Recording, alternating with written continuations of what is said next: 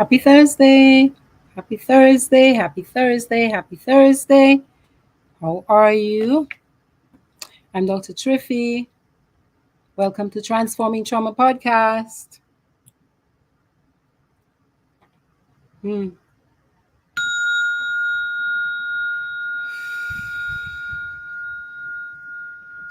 It is Therapy Thursday. How are you doing? Welcome, welcome, welcome. How are you today? How are you today? Come on into the room. It is Therapy Thursday. I'm Dr. Triffy, and every Thursday at this time, when I can, I show up to teach skills and strategies and techniques to help us think better so we can feel better and do better.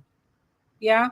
Tonight, I want to talk about kids and families, children and families, and how we can do better with kids. I was reading a post this week and I saw a mother crying over something that had happened to her daughter.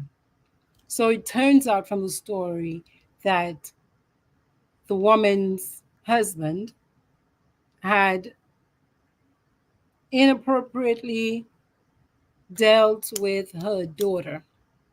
And what caught my attention was somebody's post, which sounded something like, I don't believe this mother didn't know this was happening to her daughter in the house. How could you not know your child?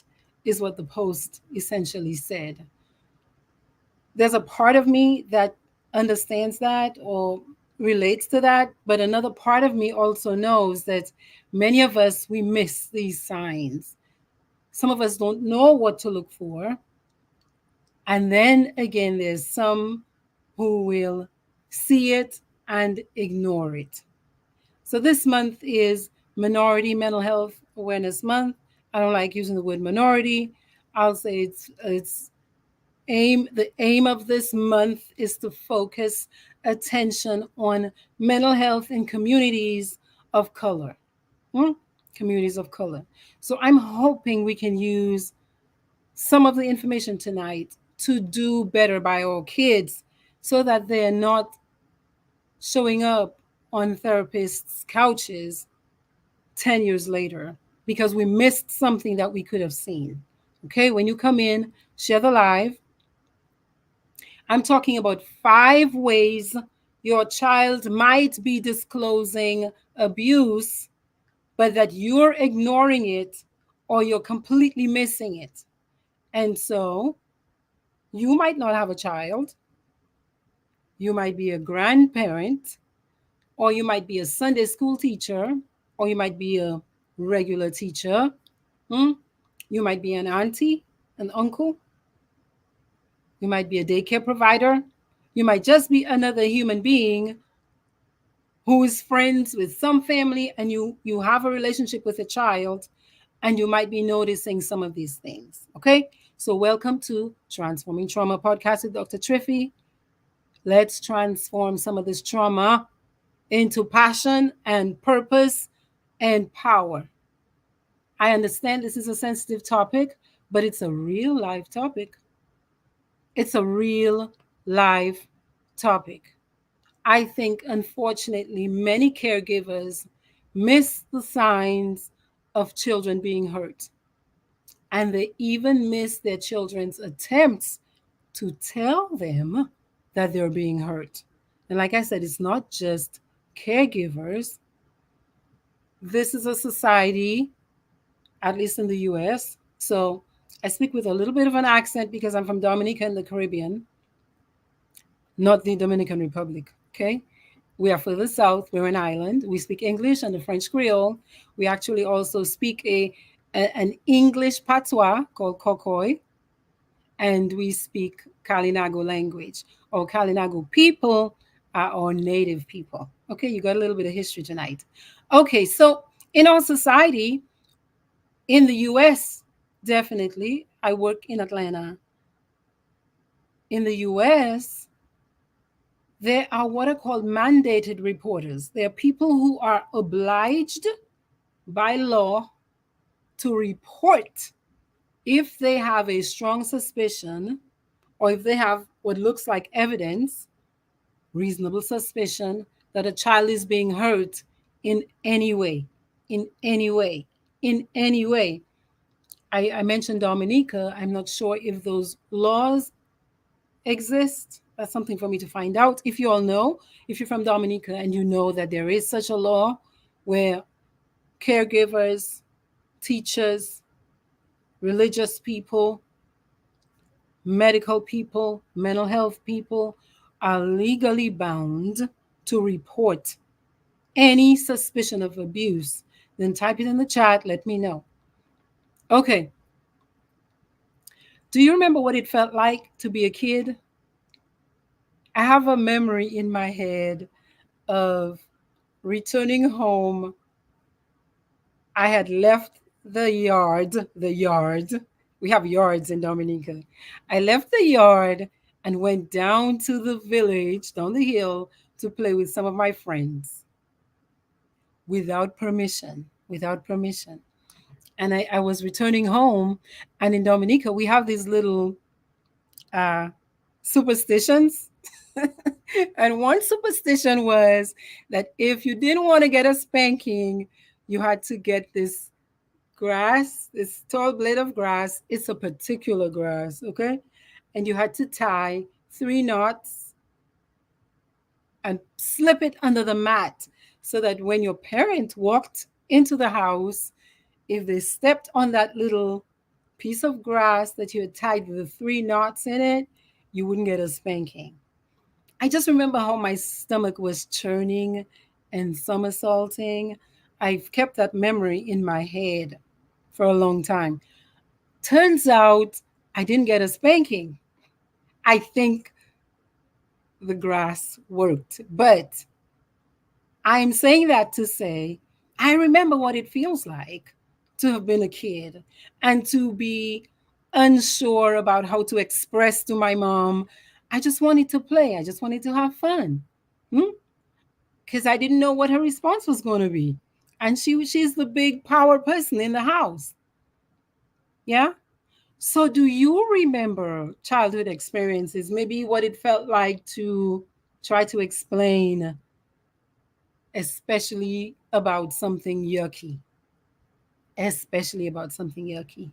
So, I'm asking us adults tonight, today, whenever you come upon this video, to try to bring your mindset back into the posture of the child, the child, the child. Yeah. And let's talk tonight about 5 ways that kids are disclosing to us that they're being hurt, but we might be missing it. Even worse, we might be ignoring it. So, number one, of course, there's direct disclosure. So a child will come straight out and say, somebody did something to me, or they tried to do something to me that felt weird, or it felt painful, or it felt uncomfortable. I don't feel good about it. Hmm? Some of us have children who just, that's just their personality. They're very open. Or some of us have invested time and actually taught our kids to talk to us about these things, and we've made it safe for them to do so. So there are some children who will directly disclose that they're being hurt. More often than not, children are going to give us hints. They're going to allude to certain things, especially if those things leave them feeling uncomfortable or confused. So a child might find a trusted adult. And yeah, you as the parent, you might have taught your child to, hey, come let me know if something happens that you're not feeling good about. But again, in the posture of the child, for a child, sometimes you don't have the words, or sometimes it's just so uncomfortable that the child might not be able to clearly disclose to you that they're being hurt. So, what do many children do? Like I said, they hint at it. They make statements, they make vague statements, or at least statements to us that seem vague. So let me give you an example. A child comes to you and the child says, "My brother keeps bothering me. He just keeps messing with me. He's just bugging me." That kind of statement might be easy to dismiss because many parents want their children to agree and get along. Hmm? Many of us think that boys are troublesome or, you know, rambunctious. So you might, you know, actually even chastise the child who comes to you and discloses that my brother keeps messing with me or bugging me or bothering me. You might actually tell that child, you should learn to get along with your brother. Why do you all always fight? Why are you arguing with your brother? Might that be you? Might that be you? I'll talk about how to actually deal with this tonight. Okay? Here's another way a child might disclose indirectly. Your child might say, or a child might say, it doesn't have to be your child, it could be a child you teach in Sunday school, and that child feels safe enough with you to talk to you about it. "I don't like it when they take me to grandma's house." And the adult might be, "Oh, why are you like that? Oh, your grandma loves you. You know, grandma loves you." But you, as the adult who is receiving the disclosure, that vague sharing, if you don't perhaps take time to listen more and hear more, you might miss that every time I go over to grandma's house, grandma yells at me, she calls me nasty names. I have an uncle over there who touches me in a way that doesn't feel good for me. So something might be going on there. But again, many of us adults in caregiving roles, sometimes you're overwhelmed, you're stressed out, you're busy. You think, well, I know this child, you know, they have a little bit of extra in them. Hmm? And so we might miss it altogether or completely ignore it or deflect it, put the focus on something else. What if a child says to you, mom or dad, "I don't want Uncle Rob to pick me up from school anymore," or "I don't want to go to the movies with my uncle anymore"? What would you do? Would you do a knee jerk, which many parents do? Say this is your brother who is Uncle Rob, and you've known and loved your brother all of your life. You trust your brother. Hmm? You think your child should have a close relationship with your brother, Uncle Rob. And instead of investigating, you you actually tell your child, "Oh, get over it. Stop complaining. What's wrong with Uncle Rob?" Yeah, many of us do that. What if a child comes up to you and says, out of the blue, "I'm a bad kid. I'm a bad kid." Hmm? Would you listen? Would you listen? Would you listen? Hmm? So those are vague, unclear, sometimes confusing to us, the listener, ways that children might disclose that they're being hurt. Here's number three. Number three is nonverbal cues or certain behaviors that are, they're not necessarily talking or using words, but the behavior is not usual. It's not typical. So, an example of a nonverbal cue is a child who suddenly starts to withdraw. Where they used to want to go out and play, they don't want to go out and play anymore. They're in their room and they want to be there 24/7. They used to be outgoing and now they're seemingly anxious or sad, depressed. You want to pay attention to sudden, out of the blue changes in behavior. Because very often in children, that's a signal that something is off, something needs attention. An unusual behavior for a child might be a child who was regularly, calm, relaxed, copacetic, is suddenly becoming uh, aggressive, fighting, biting, or wetting the bed again, something that they had mastered. So when you see something out of the ordinary in the behavior of a child, investigate, investigate, investigate. Okay, number four. Number four is very in your face. And many parents, I think, become overwhelmed emotionally if they see that. And for many reasons, might choose to gloss over it, or they might deal with it in a way that might actually keep the child from disclosing more. So number four is, if you notice your child acting out in a sexual way, touching themselves inappropriately, in your view, investigate, investigate, investigate. Yeah. Next, number five. Number five is physical symptoms. Physical symptoms, this is very clear. This is usually where most kids get plugged into the system. When I say the system, I mean the social welfare system. So, unexplained injuries, bruises, marks, burn marks, cuts, abrasions, right?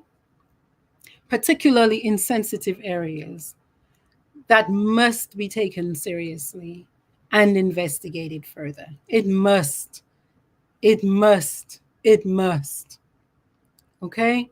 Now, how I think we miss and often ignore, many people ignore, yeah, many people ignore, even when they've seen evidence, many people ignore, because I think many people's anxiety about facing the reality becomes so high, so high. And many people will do their best to have things come back to normal. Yeah. Many people want things to be the status quo. We do not like things to blow up in our faces, so to speak. If I notice marks on my child, I sent my child to be with grandma for the weekend, and the child returns with bruises, burn marks, whatever. If I investigate this as I ought to as an adult, that means I've got to go talk to my mother or my in law, right? About something so, hmm? Because if this is really true, I must take the next step. And oh my goodness, what does that mean? And what will that look like?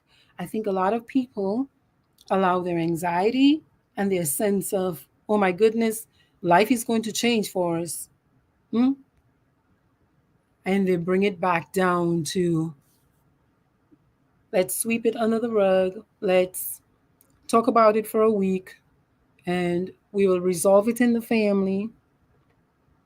Yeah, sounds familiar? Here's another reason I think some people ignore this. We think we know people better than maybe we actually know people. So that mother who thinks she knows her brother, Uncle Rob, yeah, she cannot begin to hold the idea in her head that Uncle Rob might be hurting her child, that he's known since she was a baby. Many of us, again, A lot of it is about status quo and not wanting to upset the apple cart. Hmm? We want things to stay nice and easy. We pretend.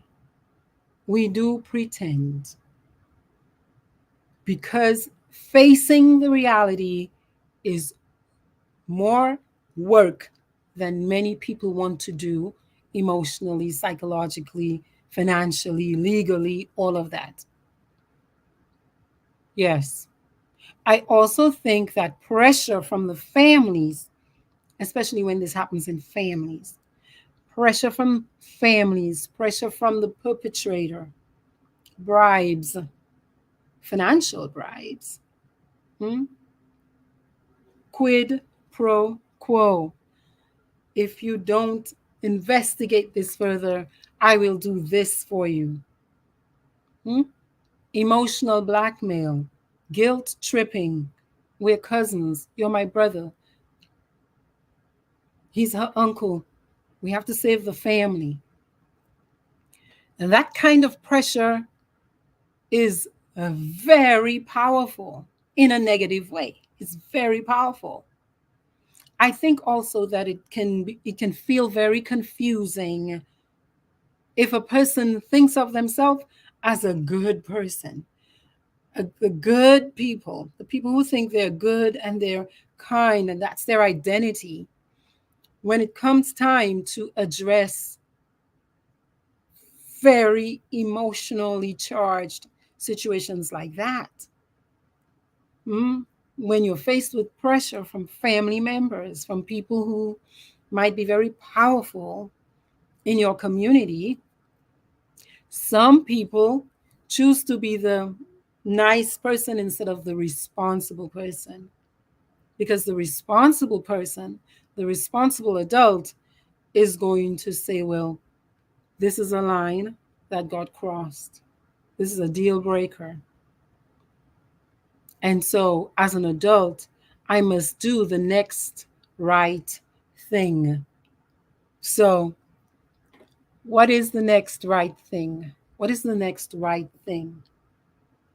A child comes to you and discloses directly or indirectly. Start with a rule. Start with a rule that if a child makes that kind of disclosure, assume the child is telling the truth. Assume the child is telling the truth. Why? You're the adult, and this is a vulnerable human. Hmm? Adults in society have a responsibility to take care of vulnerable, right? It's easier for adults to defend themselves than vulnerable. Therefore, err on the side of caution. Even if, say, in your family, the child who's making that disclosure has a history of maybe telling stories, not always telling the truth about other things, err on the side of caution and assume any child who's telling you that kind of information is telling you the truth. That means anytime you hear it, because you have a rule now that I will take any child's word because it's better to be safe than sorry 10 years down the line. Hmm? Yeah. I will keep that rule so that I know, even if as a human being, I'm going to be emotionally overwhelmed at the reality, if say that were to ever occur in my family, I have a rule right now. I have a policy right now that I will always listen to the child and that I will take the next right action, the next right step. What's the next right step? The next right step is to investigate. The child says, I don't want to go with Uncle Rob anymore. You're just going to tell the child, get over it? Oh, come on, get in the car? Or are you going to, in a calm, adult, non judgmental, factual sort of way? Hmm? Because I would hope that your radar, your ears would perk up and you would want to find out more. Hmm? You would want to find out more. So stay calm. Can you stay calm? Of course you can stay calm. You're the adult. You're the adult. Take in more oxygen, breathe, calm yourself down, and listen. Listen without interrupting. Ask the child more details. Who, what, what happened there? When did that happen? Where did that happen? Yeah. Again, it can be difficult for any child to disclose any bit of information that they're feeling confused about or they're feeling maybe even ashamed about, because kids have a way of assuming the burden of responsibility when they don't have clear understanding. They just default to it's my fault. So they are more than likely going to be even feeling ashamed and embarrassed. So it is important to believe the child. That's your rule to start. If you find out later, down the road, different details, you'll deal with that. You'll cross that bridge if you ever get to it. But you believe the child, listen as an adult in a calm way, who, what, when, where. Hmm? Support the child. Let the child know that they're not alone. Make it safe, make it easy for them to keep talking. Okay? Definitely consider professional help for the child. And if you're a, say you're a teacher, maybe you can connect the family to some sort of professional support. Document, write it down.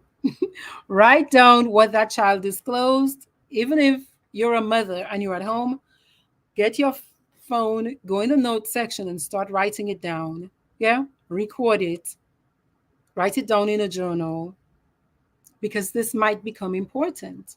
Let's suppose you, not let's suppose, because if your child, uh, depending on the nature of what your child is describing to you, the next right step, the next right action as a responsible adult is a report, isn't it?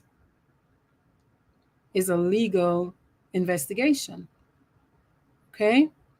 Because for people like me and teachers and nurses and doctors and clergy, you are mandated, you are legally responsible to report abuse towards children. You have a legal responsibility to do that. And in Georgia, we have 24 hours to call 1-855 Georgia Child. Okay? You can call, you can fax a report, and you can file a report online. Yeah.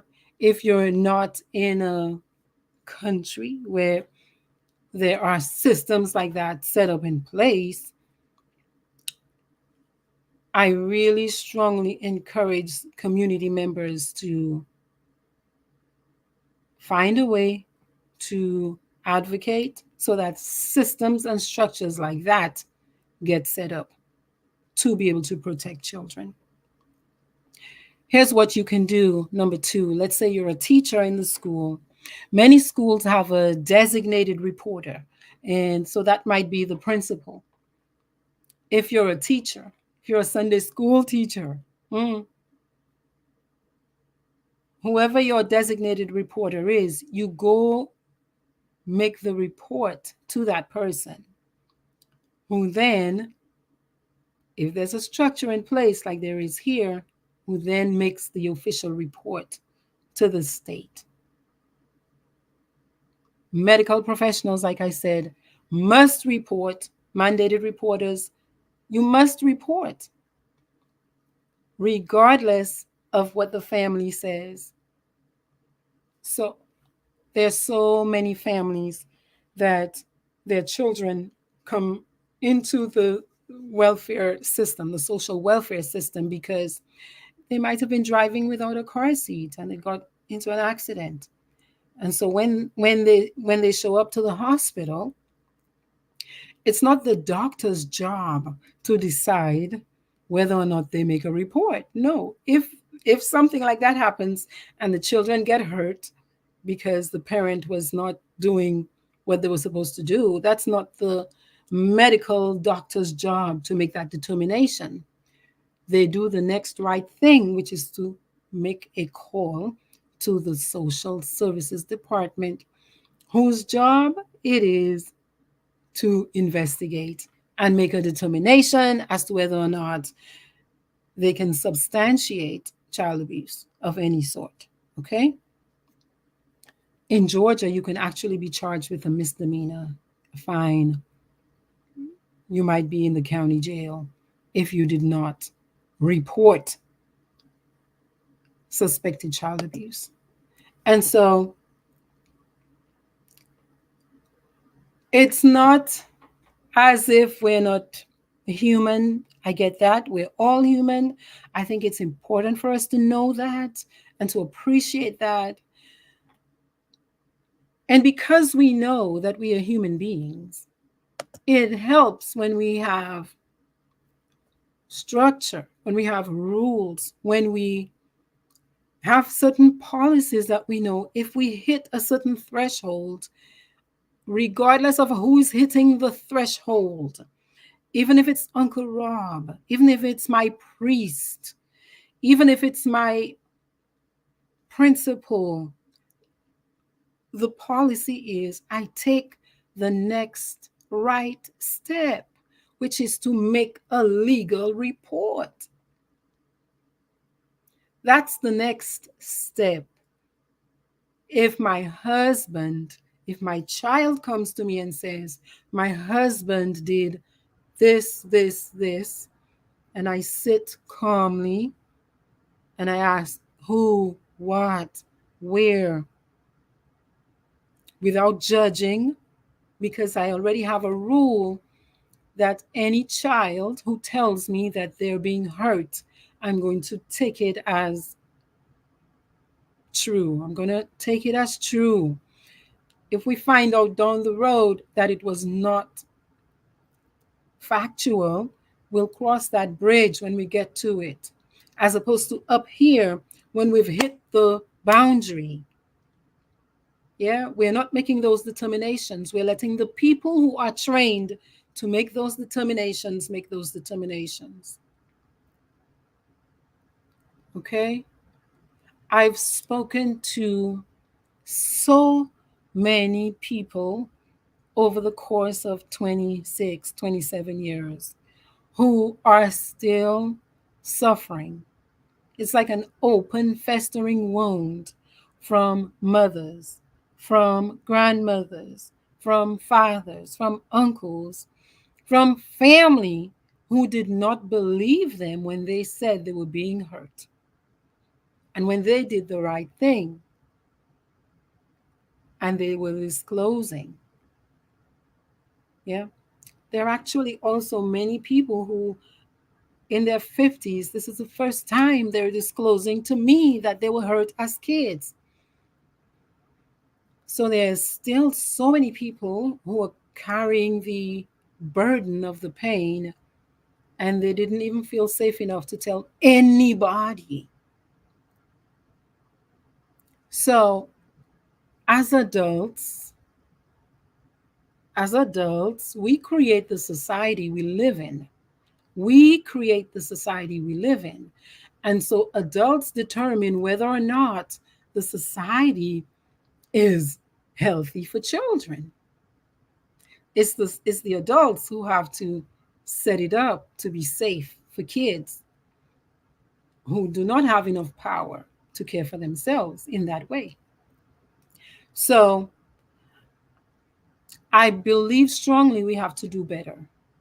I believe strongly that many of us feel overwhelmed, like I said. We worry about all the potential outcomes. I'm inviting you tonight to appreciate your worry, to accept your worry, to admit your worry. If this is your circumstance, or if this is something you're aware of with somebody else's family, with somebody else's child, you're the teacher, you're the nurse, you're the Sunday school, whatever. I understand as a human being, it's going to feel highly emotionally charged for you. But I'm asking you to please have a policy that anytime a child discloses to you, and remember, they might do it raw, or they might throw little hints to see, can I really trust you with this thing that is just weighing me down? I feel so helpless about. Your job as the adult is to do the responsible thing. Mother, I understand this is perhaps the child's dad, but you have to do the next right thing. I understand that if dad leaves the house and has to maybe go to jail, that you might not have money to provide all of your needs. I get that. Those are real life issues that many people grapple with, that they allow to stop them from taking the next right step. But I want to share something with you right here about complex trauma and dysregulation, emotional dysregulation. So many people. I mean, you just have to listen to, just go on Facebook for 30 minutes, you'll see. Yeah. So, PTSD, post traumatic stress disorder, when it first came out, mental health professionals, we were not very comfortable giving the diagnosis, because there was a bit of a stigma about post traumatic stress disorder, where it was like, oh, some people are faking it. They're not, we don't really know. Are they trying to, are they saying that to get sympathy? So when it first came into the manual, the DSM, mostly we focused on the really hardcore, the worst of the worst traumatic events. So these days, even when you hear somebody say, I'm traumatized, I feel traumatized, or whatever, this traumatized me, your ear might go straight towards like, oh, I witnessed something really horrific, I da da da da da. Yeah. Gradually, as we continue to research and study, gradually we are understanding that the most severe dysregulation in human beings happens in people who, as children, did not have consistent caregivers, did not have people around them who they could trust emotionally. They had parents who thought they were there to be seen and not heard, who disregarded their emotions, who disregarded their words, who brushed them aside. So many of us are in that category right here of people who did not have solid caregivers. We did not have people who were looking out for us well enough to even notice when we were out of sorts, when we were not behaving like ourselves. So, again, as adults, we create the society, we create the environment for the little human beings. Let's do better. Okay? Let's do better. This is my part of the sharing for tonight. And I'm going to take a look at some of your thoughts and your Sharing Faydasheen says, I look extra beautiful today. Thank you, Faydasheen. How are you? Thank you so much. Yvonne says, hello, my beautiful lady. Hello, Yvonne. How are you? Facebook user, if that's Ramona, Ramona, you're often Facebook user. If it's not, type your name in the chat. How are you? So you're asking, what if the marks are from the parents themselves? Great question. Well,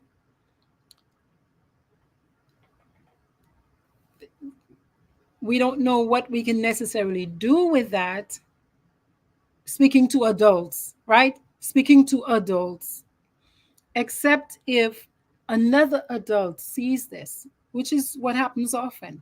So schools are perhaps the number one referral source, right, for abuse, where you can see teachers are very good at seeing if a child comes to school with marks on their skin, burn marks. I mean, you just cannot even begin to imagine the kind of suffering many children experience. But another trusted adult, another adult who notices this, even if the marks are from the parents themselves, you got to do the next right thing, which is to make the report. You make the report.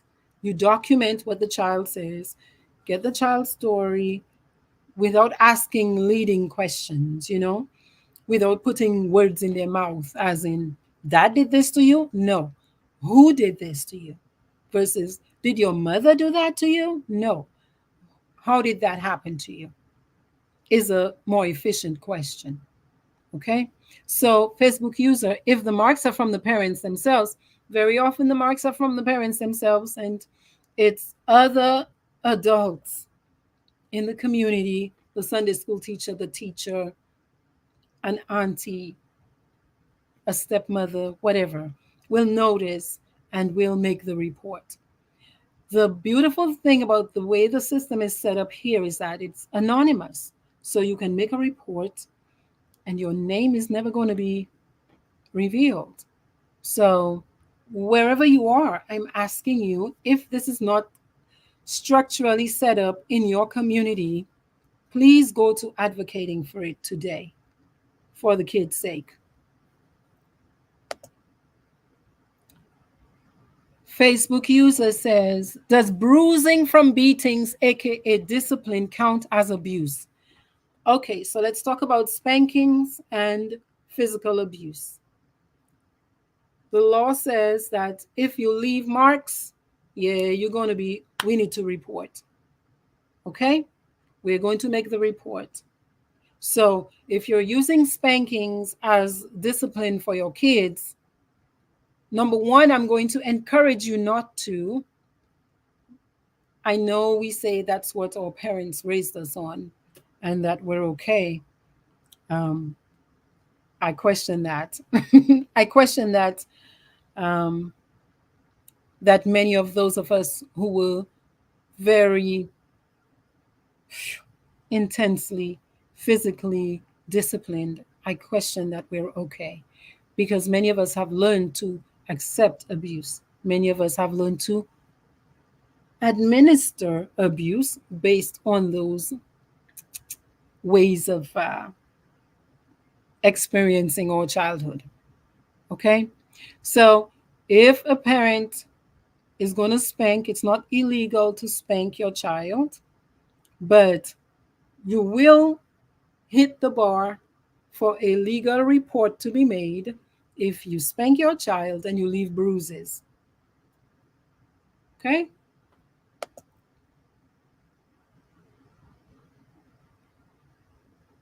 Next question. Okay, we just answered that one. Yet people find it easier to protect the adult than the child because many of us see children as subhuman. We really do. We think that they are not yet enough human. We think that this person, this adult that I know that has a title and has a label maybe in the community or Mother, father, uncle, those are big titles. Auntie, big titles. Priest, pastor, big titles in society. And many adults, their anxiety, and it's a lot of anxiety.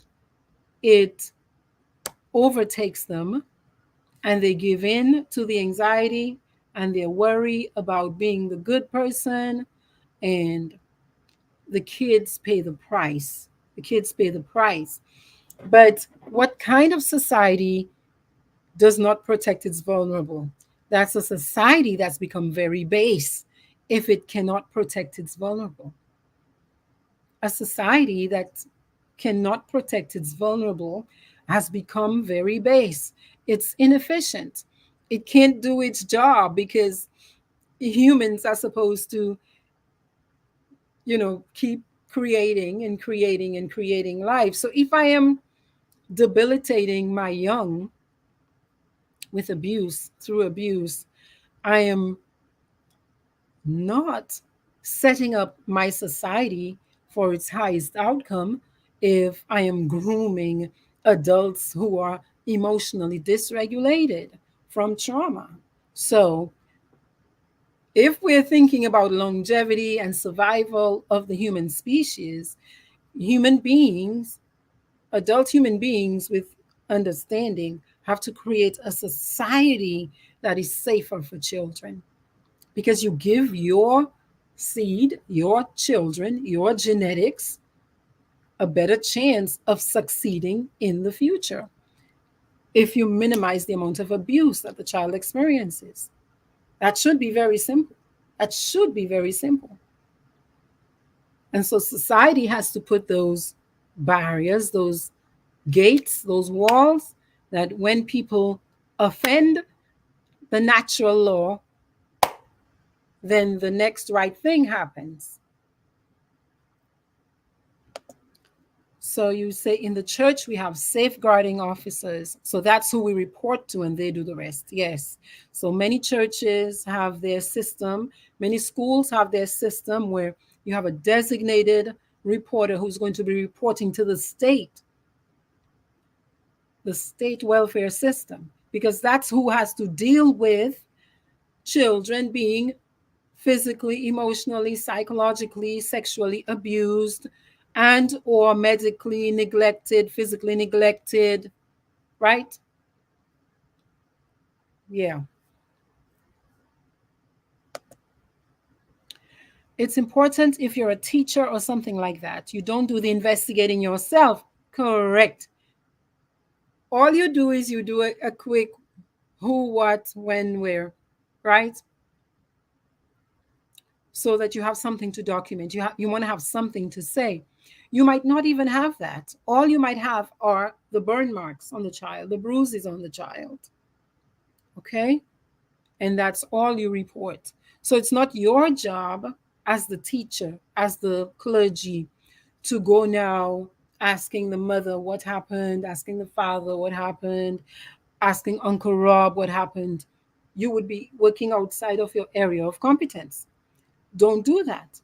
Take the next right step, which is make the report. Make the report. That's right. Your job is not to go to the parent and say, "Oh, I heard. Oh, your child said such and such," because you could be putting that child in harm's way. That child is already weak and vulnerable, in that family system where that abuse is happening. Can you believe it? If Do you know how many kids, so many children with ruptured relationships with their families of origin, because the family members are that emotionally disturbed that they blame the children. You reported, you are the one who told the teacher. And so many families will abandon their kids emotionally when they report. So, as the one who is observing and a mandated reporter, like a teacher, clergy, wherever that you are, that you have access to caring for kids or being with kids, then you have to be very cautious. You get the information from the child, or you notice what you notice, and you make the report, and you let the social welfare system, who's supposed to be trained, do what they're supposed to do.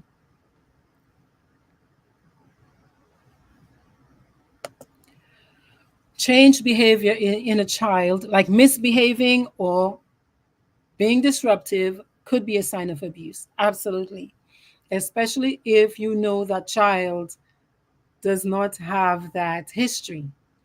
I would say that even if that child does not have that history, anytime I see a child emotionally dysregulated, I know that stuff, there's some dynamics in the home that are not working out.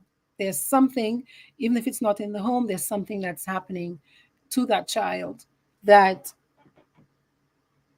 is impacting the child in such a way that the child is responding with verbal aggression, physical aggression, whatever aggression, disruptive behavior. They're yelling, they're screaming, they can't sit in the class, they don't want to listen. Hmm? Something is going on. And so, what do you do next? Investigate, investigate, investigate. But you let the people who are trained to investigate do the investigating. It is beyond, unbelievable. So many of us, as I just, so let me look at this again. As I share this,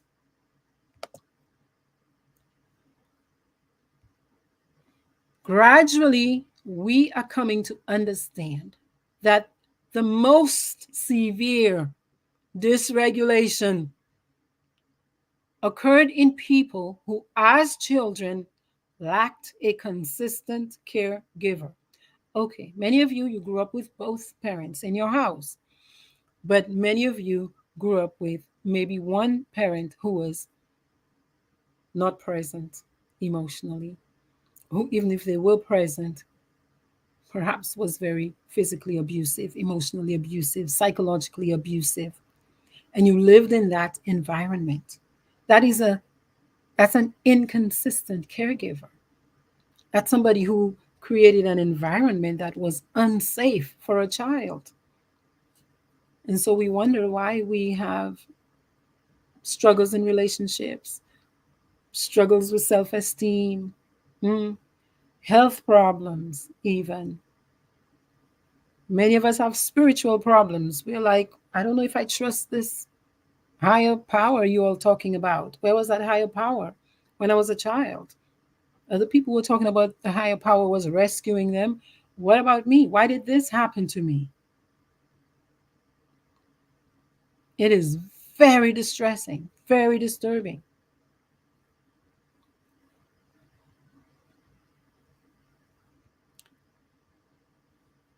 So many of us as adults, we're living with past trauma. If you were raised in a family where one of your parents was an alcoholic, and when I say alcoholic, I don't only mean the parent who was always fall down drunk. There were some parents who, as soon as they came home, they hit the bottle, and they were not necessarily physically assaultive, abusive, or whatever, but they were disconnected from you. They were there, but they weren't there. Or they were cheating. You have one parent who's cheating. The kids feel that. That's inconsistent caregiving. Some of it is actually directly harmful. So many of us are living with past trauma and we don't even realize it. We don't realize it, many of us, until we get into relationships and we have a lot of uh, challenging interactions and dynamics with our mates.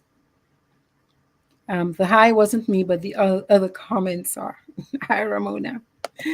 Wednesday, you said, I wish our entire welfare department would follow this very guide that they know of and most times have neglected as professionals. I would encourage Wednesday and anybody else in any society, any community where those kinds of systems are not set up properly to keep advocating for it, because this is how you will take care of your kids. This is how you're going to take care of the kids. And if you don't take care of these kids become these kinds of adults who will now birth kids that they don't know how to really nurture. And so you have a system that can get really dysfunctional, really dysfunctional. And if this is happening at a group level, do you understand that you're just birthing problems for the future? But that is kind of opposite to what human beings are on the earth to do, right? My understanding anyway, right? You multiply, you go forth and you multiply, your genes continue, right? But most generations want the generation after them to be better or to do better than they did. But if this current generation, say, does not set it up in a way that it's for the children's best interest, what are you grooming and who are you grooming? And when they become adults, who will they groom? It's very simple. Faida Shinse, as adults, we suffer from issues that, unbeknownst to us, stems from childhood trauma. And that may be suppressed unconsciously, right? We don't even know. But this suppression, a lot of this suppression is our brain's way of protecting us. Yeah. Giving us, clearing our minds and our focus enough that we can keep moving through life. But it doesn't mean that it's not there and it's not going to impact you. Those problems manifest, yeah. And with training, we can see something is wrong. However, the victim might be reluctant to explore therapy, again, for fear of stigma or denial that they need help, since, as far as they believe, they function normally despite their traumas. And I believe it's something we say to soothe ourselves, as in, oh, I know my mother would break out extension cords and whips, and I'd be bleeding afterwards and bruised, and they would let me bathe in salt water and all of that. You don't realize you're very hurt. You're a very hurt human being. And this has to be addressed as an adult. You've got to address it. You've got to address it as an adult. It's going to impact you. It's going to impact your personality. It's going to impact the way you parent your children. It's going to impact how you relate in a relationship. Yes.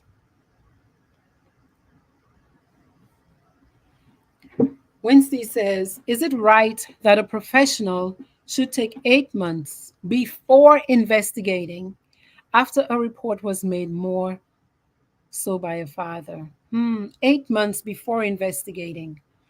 Actually, again, so Wednesday, what I would encourage you to do, and anybody in any society where these systems are not in place and are not working in a way that support families, advocate, advocate, advocate, because when a report is made, you, the reporter, actually you have 24 hours to report.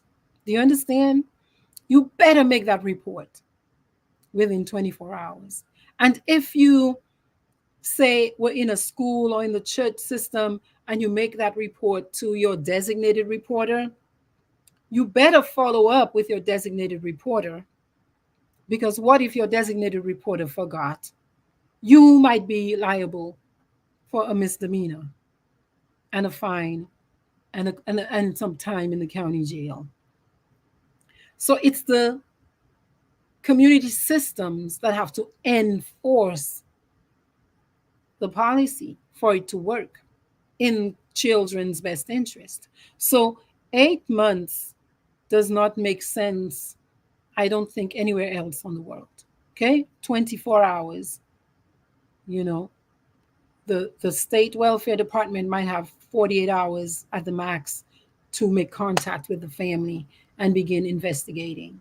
So I'm not sure what 8 months. I don't understand 8 months. Um, I don't understand 8 months. And so, what you do as a citizen is you advocate for standards that match the rest of the world. Karen says, can you speak to situations where the perpetrator is a spiritual leader? Many of the church members rush to the defense of the leader. That is one of the most horrific realities for many people is spiritual abuse. It's so toxic. The church structure, as in the formal church structure, is who is responsible ultimately, right? Right? So you saw the hit that the Catholic Church took in many dioceses, dioceses across the world because it's the structure that is supposed to have systems in place and policies and procedures in place for when a congregant makes a report, the church is supposed to deal with it, or the organization is supposed to deal with it the same way we said we have to deal with the reporter, the person making the disclosure, as if it's true. And you then initiate an investigation. But like I said, a lot of people become overwhelmed with anxiety. What is this going to mean? The church is going to have to spend money. We're going to look bad in the eyes of the community. And you have people who are very deluded. That's what it is. You have some people who are very deluded who will actually hurt people who make these reports so that instead of cleaning out the system, the hurt gets perpetuated. The hurt gets perpetuated. So, my suggestion is to take the next right step. If you are the victim, if somebody you love is the victim, you take the next right step and you make the report. You file a police report depending on where you are. Depending on where you are, if the person is a child, if the person is a minor or an elderly person, yes, you make the report legally. If the person is an adult, that's something that you have to work within the organization, except if you can clearly prove that it's illegal, then you make a legal report. But I've worked with many people in that position right here who the church that they cut their teeth, yeah, in turned on them when they made reports that the pastor or the priest hurt them. And many community members, because think of it, a person who hurts, who takes advantage of their position of power, that person more than likely has some kind of personality disorder already, right? So the assumption is that person knows how to work other people. Yeah. And so many of these people in those positions who cause harm, they've created systems of pulling people on their side. Additionally, you know how much respect we give to our religious. And so, in and of itself, that position holds so much respect and awe that the anxiety level for people trying to take care of themselves when they've been hurt in those systems is very high. It's very high. And if you, as the individual, if you're not determined, you might cave in, right? The pressure might be too great. Many people lose family members who will side with the religious leader. So we have to decide, though, what kind of society we want to live in. Again, as adults, you have to decide, am I going to be the one that supports a system that is going to perpetuate hurt? Or will I do the right thing? Do the next right thing?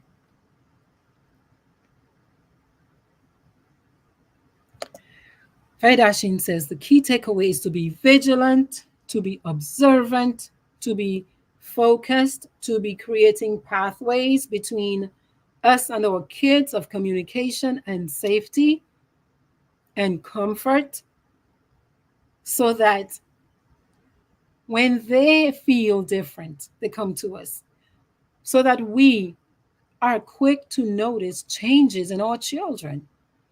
And again, when we start talking with our children, to listen, to make it be a safe experience for them. A lot of us grew up with very strict ways, and we want to hand those over to our children.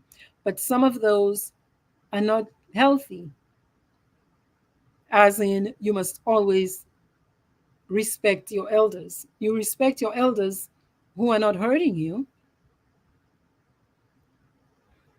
and you have to teach your children to speak, even if it's regarding an elder, even if it's the priest or the pastor, even if it's the principal. Faidashin also says, most importantly, to be stingy with whom we trust. I'm going to keep saying it, eh? People we trust ought to be people we have vetted and who have proven that they are dependable and worthy of our trust. Because trust is very expensive. Trust, you could pay for trust with your life. So it's, I you use the word paranoid. I don't think it's paranoid. I call it hypervigilant. Hypervigilant. Okay? In those cases, that monsters are those trusted members and not some superficial image. Many of us think it's going to happen over there, elsewhere. I'm telling you, anytime you have a vulnerable human being, minor or elderly, you better stay focused. You better stay focused on supervising them, on caring for them, on paying attention, because there are many human beings who are not trustworthy with vulnerable people. And that's it. And that's it. And that's it. And that's it. You understand? So even if you tell yourself, oh, I'm a nice person, the next person close to you might not be a nice person. So you must be vigilant. Like Faidashin is saying, you must be vigilant. As long as they are still in your care, especially legally, they're minors or they're elderly and they cannot care for themselves, they don't have enough power, you have to be the one to stand up. And so that means with our kids, training them from the time they're little to come to me, come to mom and dad anytime you don't feel comfortable. So that means even with mom, if you're not comfortable with something mom did, you've got to be able to come to mom and say, Mom, I wasn't comfortable with this. So we have to make that, we have to create that environment for our children. So imagine you start training your child that way. Of course, your child will know, when I step outside of my house, when these things happen, I know I can come home and tell my parents and not have to worry that my parents will automatically say, oh, why didn't you listen to the teacher? Oh, he's just a priest, he wants to pray for you. Many parents will do this thing automatically. No, assume that a child is telling you the truth, because children's brain don't work in that way where they just, for the most part, they do not come up with these weird stories. For the most part, you know what they say about kids and drunk people? Yeah, for the most part, they're going to tell it to you like it is, no filter. So even when some of these people have told them, Oh, it's a secret. Don't tell anybody. Those are the kids, many of them, who will do that indirect disclosure piece. Or if you've trained your child to come to you and you keep that pathway clear and open and you encourage it. So even if you haven't seen any signs in your child, on a regular basis, just bring it up. Just bring up the conversation. Ask them. Ask them. This thing that Ramona, you mentioned, the fact that many of us, we deal with children like they're subhuman, like they're half of us, like they're less somehow, like they don't have a full body, you know. They're still working on their understanding and intelligence, maybe, street smarts, common sense. They're learning the world, yes, but they're very wise. They're very wise. They know what's happening, they know what doesn't feel good for them. And so we have to talk with them more.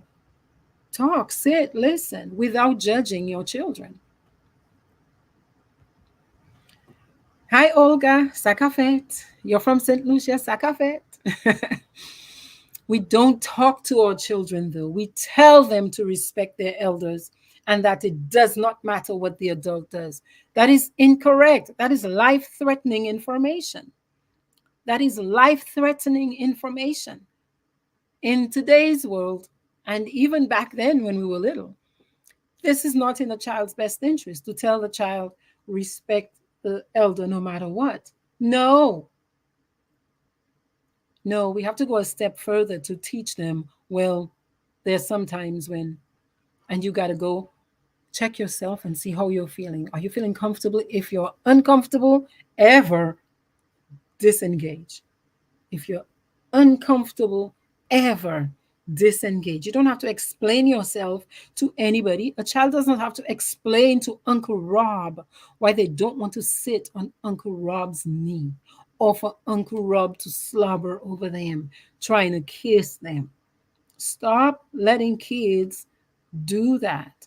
That is not correct. And many of you, you see your poor little child squealing, squirming, ready to faint, and you still force them to do that. So you are out of order. Yeah, we've got to talk to them. Karen says, it's ironic and disgusting. Community members, they actually chastise and stigmatize parents who are very vigilant in supervising and providing good care for their children. Well, what I say to that is, if I see that society and that community going to jump over a cliff, they can have at it. They can have at it if they want. But that's why you want to have policies for yourself. You want to have, I know what is right for myself and my family. I teach my kids. And if this ever happens, regardless of who it happened with, I take the next right action. If the next right action is to call the police, that's what I do. But I have to have that already set so that if, God forbid, the situation shows up, then I know I have a policy that is going to be louder, perhaps, than my emotional state in that moment. It's the emotions, I think, that take over a lot of people to the point where they allow a lot of abuse to happen to their children. They watch a lot of people get hurt in the community and they don't say much because they have not decided to take the next right action. You see, because the next right action ought to be to say, hey, stop, don't do that. I see you. That's not correct. That ought to be the next right action. In some cases, it's we're doing a legal step. Okay? Olga Udula, bonsoir, Mama, Sagafet. So, yeah, we live in a time where children are so much more vulnerable than they used to be, I believe. They're so much more vulnerable. And part of it, I must say, is an unwillingness on the part of adults to do a better job, to create a safer environment for children, to create a place and an opportunity for kids to experience their childhood without so many heavy burdens, besides what life is going to send them already. Besides what life is going to send them already. If we're wise, again, we are the adults now. If we're wise, we will create structures in the society, in the community, to protect our children, because every generation, except if you're nihilistic, meaning you think, yeah, life just should end with me, every generation wants the one below them, they want their children to even surpass them. So perhaps there's a bit of narcissistic traits happening with people in our generation, where we're not doing maybe enough to keep the society safe enough for our children, because maybe we're not even doing what we're supposed to be doing for them. And if that is not the case, then we've got to step up and do better. We've got to step up and do better for children, for our children. Okay? All right. That's my offering for tonight. Thank you all very much for showing up. I will see you next Thursday, same time, if all is well, talking, sharing, exploring other ideas to help us think better so we can feel better and do better. OK, nous te parlons l'autre fois. Au revoir. Bye.